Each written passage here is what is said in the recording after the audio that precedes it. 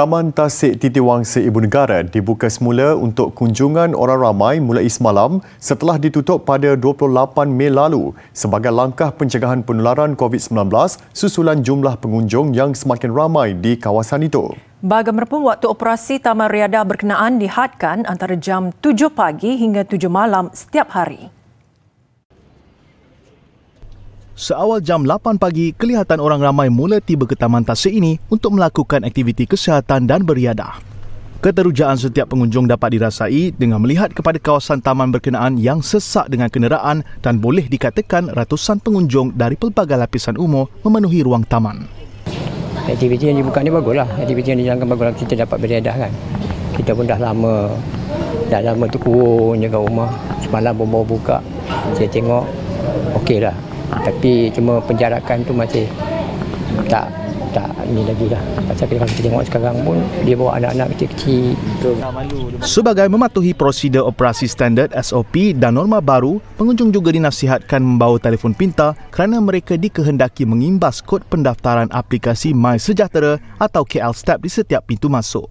Malangnya, notis berkenaan seperti tidak diendahkan. Menurut Dewan Bandaraya Kuala Lumpur di BKL, aktiviti secara berkumpulan seperti berkelah, berhimpun untuk kerajaan dan sukan berpasukan adalah ditegah. Masih mengecewakan apabila pemantauan mendapati ada keluarga yang berkelah sambil menikmati juadah di samping membawa anak kecil. Manakala pengunjung yang berada di kawasan tumpuan ramai pula tidak menggunakan pelitup muka dan jarak kedudukan di antara mereka pula kurang dari 1 meter. Sementara itu, tinjauan di Taman Metropolitan Kepong pula mendapati tiada notis pematuhan prosedur operasi standard SOP bagi peringatan pengunjung. Justru ramai yang bebas melakukan aktiviti tanpa pengawasan. Ikuti tinjauan wartawan Hamdi Fahmi Muhammad Zaki.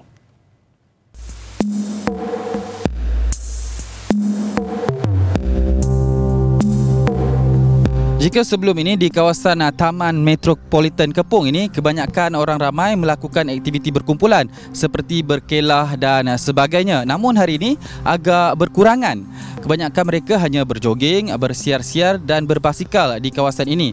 Walaupun tidak kelihatan anggota penguatkuasa melakukan pemantauan di kawasan ini, kebanyakan mereka melakukan kawalan kendiri bagi mematuhi SOP yang ditetapkan oleh pihak kerajaan.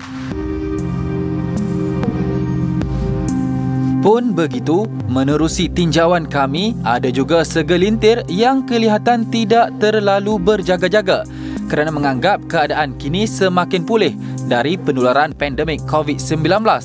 Antaranya membiarkan anak kecil bebas bermain di taman permainan awam. Namun tidak kurang juga yang terus mengamalkan langkah pencegahan yang sepatutnya seperti menggunakan cecair pembasmi kuman, penjarakan sosial dan tidak berkumpul di tempat yang sesak dengan orang ramai. Kita rasa seronok lah, macam bebas, kita rasa macam pulih sepenuhnya. Tengok kita pun tak ada ragu-ragu nak masuk, kita tengok tak ada penguatkuasa, rela ke daripada Dewan Bandaraya ke, tak ada. Kita masuk tu clear je semua. Pada saya, kita tengok dulu dekat situ, kalau ada punya benda yang memang macam pelik sikit, kita memang ambil hand sanitizer, siap-siap masuk, baru boleh main. Kita akan pakai sanitizer, sebelum keluar kita akan spray semua tu. Sampai sini pun kita akan pastikan semua, kita orang ada bawa sanitizer semua. Lepas tu kita make sure lah semua ada air, kita jarakkan dengan orang ramai lah. Laporan Hamdi Fahmi Muhammad Zaki, TV3.